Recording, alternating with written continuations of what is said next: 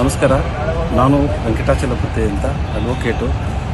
ನಾನು ಇವತ್ತು IG ಸಾಹೇಬ್ರ ಆಫೀಸ್ ಹತ್ರ ಬಂದಿದ್ದೆ. ಸೆಂಟ್ರಲ್ ರೇಂಜು ಒಂದು Suryanagar Anekal sub division Suryanagar police inspector ವಿರುದ್ಧ ಚಿನ್ನ ವಸೂಲಿ ಮಾಡಿ ರಿಕವರ್ ಮಾಡಿ ಕಳ್ಳರ ಹತ್ರದಿಂದ ಒಬ್ಬ ಕಳ್ಳ 9 ಮನೆಯ ದರೋಡೆ ಮಾಡಿರ್ತಾನೆ.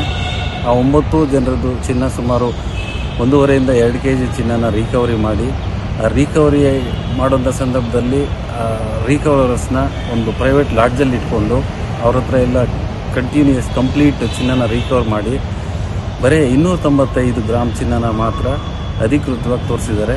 ಇನ್ನು ಉಳಿಕೆ ಬಂಗಾರನ IOಗಳು, ಸಬ್ ಇನ್ಸ್ಪೆಕ್ಟರ್ಗಳು ಮತ್ತು ಕ್ರೈಮ್ ಟೀಮು ಹಾಗೂ ಇನ್ಸ್ಪೆಕ್ಟರ್ ಆದಂಥ ಮಹಾಜನ್ ಅವರು ನುಂಗಿ ನೀರು ಕುಡಿದಿದ್ದಾರೆ.